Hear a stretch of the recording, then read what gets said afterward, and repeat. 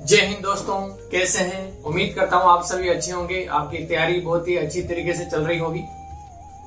आज आपने थंबनेल में देखा होगा, बिल्कुल मैं वही एक फैक्ट, एक कहानी जो हमारे जिंदगी के अंदर डेली आती है, यूज में आती है, काम में आती है, इम्प्लीमेंट होती है, लेकिन हम उसको पहचान नहीं पाते हैं, उसको देख नहीं पाते। मैं इस वीडियो के माध्यम से आज एक ऐसी मोटिवेशनल कहानी, एक ऐसी मोटिवेशनल स्टोरी आप लोगों को बताने जा रहा हूँ जो रियल में ही आप लोगों को मोटिवेट होने के लिए और आप लोगों को अपने जो भी फोकस, आपका जो टारगेट है उसके अंदर करने के लिए मजबूर कर देगी। दोस्तों, ये एक ऐसी कहानी है जो आप लोगों को मैं बताने जा रहा हूं। आप वीडियो के लास्ट तक बने रहना, आपको बहुत कुछ सीखने को मिलेगा और आपकी जिंदगी के अंदर इम्प्लीमेंट करने के लिए भी मिलेगा। दोस्तों, जैसा आपने थंबनेल में देखा, आज हम एक ऐसी कहानी सुनने जा रहे हैं। आप ध्यान लगा के सुनना। दो मेंढकों की कहानी जो हमारे जिंदगी के अंदर रियल में कैसे एक परिवर्तन लाती है और एक कैसे परिवर्तन ला सकती है। आप लोग ध्यान से सुनना। दोस्तों, एक जंगल था और जंगल के अंदर तालाब था जिसके अंदर दो मेंढक रहते थे। एक मेंढक था जो मोटा था और एक मेंढक पतला था। ये आप लोग ध्यान रखना, लास्ट तक मोटा और पतला जो मैं बता रहा हूं इसके पीछे एक कहानी है। दोनों के अंदर घनिष्ठता थी, बहुत ही ज्यादा घनिष्ठ मित्र थे। एक दूसरे के साथ जन्म हुआ और साथ खेले कूदे और साथ मौज मस्ती की। सब कुछ उन्होंने साथ साथ जीवन का एंजॉय कर रहे थे। चाहे वो जंगल के अंदर घूमने फिरने से लेकर हो, तालाब के अंदर अटखेलियां करने से हो, चाहे कुछ भी हो, सबके अंदर उन्होंने अपना साथ निभाया और दोनों के अंदर बेहद घनिष्ठता होने के कारण से वो काफी अच्छे मित्र थे और काफी खुशी खुशी अपना जीवन व्यापन कर रहे थे। एक दिन दोनों खेलते खेलते, अटखेलियां करते हुए, एंजॉय करते हुए वो तालाब से बाहर निकले और जंगल में होते हुए एक जंगल के बाहर गांव था, उस गांव के अंदर पहुंच गए। और गांव के अंदर वो पहुंच गए तो देखा गांव के अंदर एक घर था और उस घर के अंदर एक दो गाय भैंस थी और वहां पर उस घर का जो मालिक था वो उसमें से दूध निकाल रहा था। उन गायों से दूध निकालने के बाद में वो जो दूध है गायों का, भैंस का, वो दूध एक बर्तन के अंदर उसने भर के रख दिया। और ये जो नजारा था वो दोनों मेंढक वहां से देख रहे थे। जब उन्होंने देखा कि ये सफेद दूध, और वो दोनों आश्चर्य से देखने लगे, सोचने लगे कि ये सफेद दूध, क्योंकि उन्होंने जिंदगी के अंदर पहली बार ऐसा दूध देखा था, सफेद कलर का, सफेद पानी। वो यही बोल रहे थे, यही सोच रहे थे कि ये सफेद पानी कहाँ से आया, ऐसा हमने तो आज तक कभी नहीं देखा। क्योंकि तालाब, नदी, नाला जहाँ पर वो खेलते थे, जहाँ पे रहते थे, वहां पर पूरा मटमैला पानी था। उनकी जिंदगी के अंदर वो पहली बार ऐसा दृश्य था जो देखकर वो अचंभित हुए और उन मन ही मन वो खुश होने लगे और ये सोचने लगे कि काश हम इस सफेद पानी के अंदर खेलें, इसके अंदर तैरें और इसके अंदर एंजॉय करें, अटखेलियां करें। और दोनों ने निश्चय किया कि इसके पास में चलते हैं और हम एंजॉय करते हैं।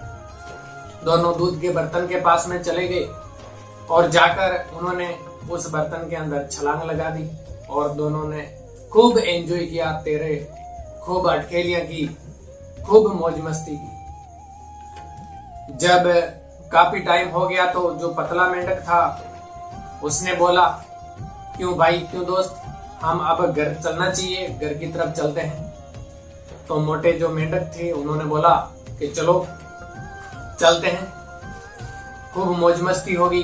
तो दोनों जैसे ही उन्होंने सहमति बनी चलने की और उन्होंने जैसे ही उस बर्तन से बाहर निकलने के लिए कोशिश की, प्रयास किया, तो वो बाहर उस बर्तन से निकल नहीं पाए। उन्होंने दूध के बीच में से बाहर निकलने की कोशिश की, उन्होंने उस बर्तन के किनारे पे जाकर बाहर निकलने की कोशिश की, लेकिन वो निकल नहीं पाए। आप सोचो वो क्यों नहीं निकल पाए? क्योंकि दूध की इतनी चिकनाहट थी कि वो जब भी वहां से जंप लगाने की कोशिश करे तो वो वहां से उसके पांव फिसल जाए, दीवार के पास में जाए उस चिकनाहट के कारण से, और वो वापस नीचे गिर जाए।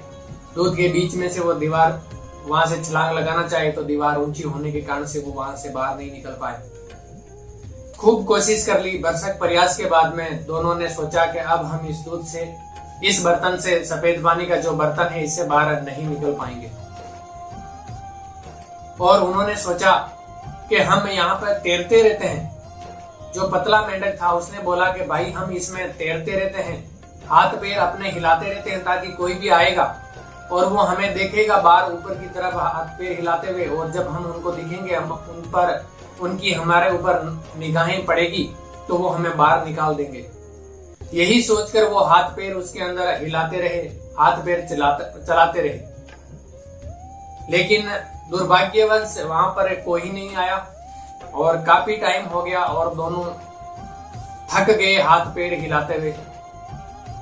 अब जो मोटा मेंढक था उसने बोला कि भाई मैं पूरी तरह से थक गया हूं हाथ पैर हिलाते हुए, और अब मेरे अंदर इतनी भी हिम्मत सेंस नहीं है, 1% भी हिम्मत सेंस नहीं है कि मैं अपने हाथ पैर हिलाते रहूं। और उनको पता था कि जब हम हाथ पैर हिलाना बंद कर देंगे तो हम इस जो पानी है, सफेद पानी जिसके अंदर वो मौज मस्ती करने के लिए आए थे, उससे वो बाहर नहीं निकल पाएंगे और बिना हाथ पैर हिलाते हुए उसके अंदर डूब जाएंगे। अपनी जिंदगी बचाने के लिए उन्होंने हाथ पैर हिलाते रहे, लेकिन मोटा मेंढक अपना वजन ज्यादा होने के कारण से थक गया और हाथ पैर उसके हिलाने कम कर दिए उसने, वो बंद हो गए। और उसने बोला कि नहीं दोस्त, अब मैं नहीं और ये हाथ पैर हिला सकता। पतले मेंढक ने बोला बस भाई थोड़ा और। ऐसे करते करते काफी टाइम बीत गया, लेकिन मोटा मेंढक है वो हार मान ली और उसका जो शरीर है वो पूरी तरह थक गया। और उसने बोला भाई आज तक हम दोनों ने साथ दिया एक दूसरे का, साथ हम खेले कूदे, साथ पले बढ़े, हमने जो भी एंजॉय साथ किया, अटकेलियां की, घूमे फिरे, लेकिन आज मुझे तुम्हारा साथ छोड़ना पड़ेगा और मैं इस पानी के अंदर डूब के मर जाऊंगा क्योंकि मेरे अब हाथ पैर नहीं हिल रहे। ये कहते हुए मोटे मेंढक की आंखों से पानी आने लगा और धीरे धीरे पतले मेंढक के सामने देखते ही देखते मोटा मेंढक है वो उस पानी के अंदर, जो दूध का बर्तन था, उसके अंदर डूबने लगा। पतला मेंढक, उसका दोस्त, कुछ नहीं कर सका। उसकी आंखों के सामने उसका दोस्त, उसका बिल्कुल जिगरी और सबसे प्यारा दोस्त, अजीज दोस्त, उसकी आंखों के सामने उसके अंदर डूब गया। अब पतला मेंढक और जोर जोर से अपने पांव हिलाने लगा, हाथ पैर मारने लगा उसके अंदर कि इसकी तरह मेरा दोस्त जैसे मरा वैसे मैं भी ना मर जाऊं। इसलिए वो जोर जोर से अपने हाथ पैर हिलाते रहा और काफी समय हो गया, काफी टाइम हो गया, लेकिन वो उससे बाहर नहीं निकला। और ज्यादा थकने के बाद में भी वो डूबने के डर से, मरने के डर से और ज्यादा जोर से हाथ पैर हिलाने लगा, अपने हाथ पैर हिलाते रहा।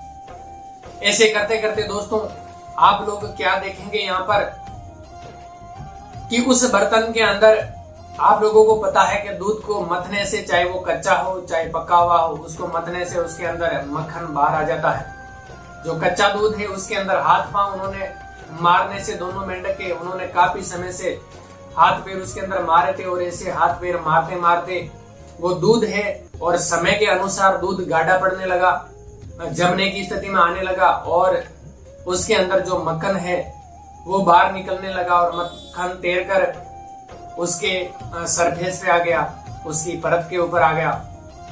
और जब देखा उस मेंढक ने, पतले मेंढक ने, कि जो दूध है वो गाढ़ा पड़ रहा है, जो सफेद पानी उन्होंने सोच रखा था वो गाढ़ा पड़ रहा है और उसके बाद में उसमें सफेद पदार्थ जो गाढ़ा है वो ऊपर आ गया तैर के, तो वो मेंढक उस मक्खन के ऊपर बैठकर उसने एक ही सांस के अंदर इतना जोर से छलांग लगाया कि वो उस बर्तन से बाहर आ गया।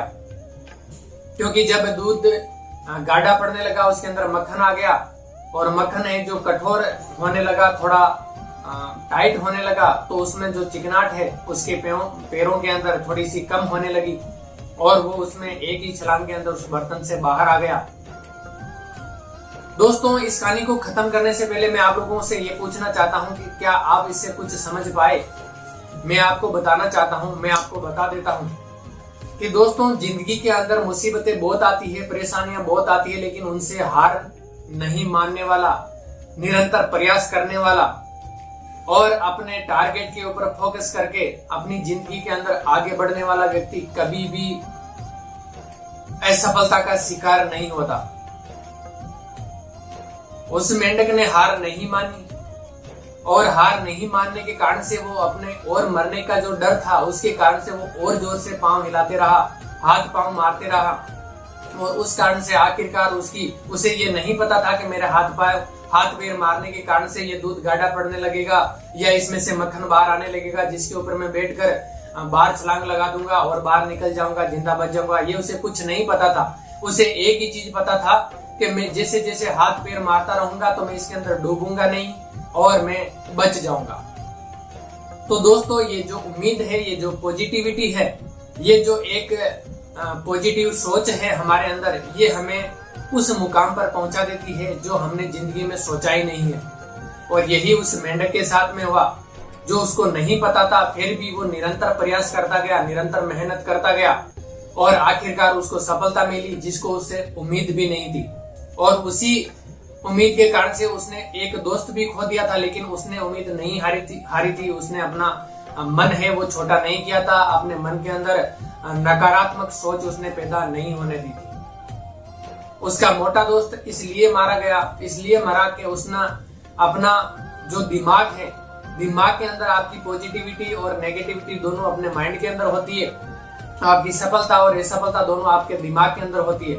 आपका दिमाग ने अगर मान लिया कि मैं हार गया तो आप जीतते हुए भी हार जाएंगे। और अगर आपने दिमाग ने अगर ये सोच लिया, ठान लिया कि मैं कैसे हार सकता हूँ, मैं जब तक मेरे अंदर जान है, जब तक मैं अपनी सफलता को नहीं पा लेता, जब तक मैं अपना टारगेट, अपना लक्ष्य हासिल नहीं कर लेता, मैं एक कदम अपना नहीं पीछे लूंगा और एक सेकंड में विश्राम नहीं करूंगा, तो दोस्तों उस व्यक्ति के लिए वो दिन दूर नहीं जिसकी उसने कल्पना की हो या उसकी कल्पना से परे हो और वो आखिरकार उस मंजिल को हासिल कर लेता है, आखिरकार उस अपना टारगेट, लक्ष्य को हासिल करता है जिसके लिए उसने अपनी जिंदगी के अंदर सपने सजोए थे या जिसकी उसने कामना ही नहीं की थी। उसने कभी सोचा ही नहीं था कि मैं इतनी बड़ी उपलब्धि के ऊपर या इतनी बड़ी सफलता को मैं पा लूंगा, इतने बड़े टारगेट को हासिल कर लूंगा। दोस्तों, आप लोगों को दिमाग में रखना, ये जो मैंने बात बताई एक कहानी के माध्यम से, आप लोग कभी भी अपनी जिंदगी के अंदर हार नहीं मानना चाहिए। आप एक बार पेपर के अंदर अनुत्तीर्ण हो जाए, आप चाहे 2 बार हो जाए, चाहे 3 बार हो जाए, चाहे 4 बार हो जाए, आप लोग कभी भी अपने पैर पीछे मत करना और कभी भी आप ये मत सोचना कि मैं अब जिंदगी के अंदर कभी भी सफल नहीं हो सकता। क्या पता वो सफलता आपके इस असफलता के बाद में ही आपका इंतजार कर रही हो।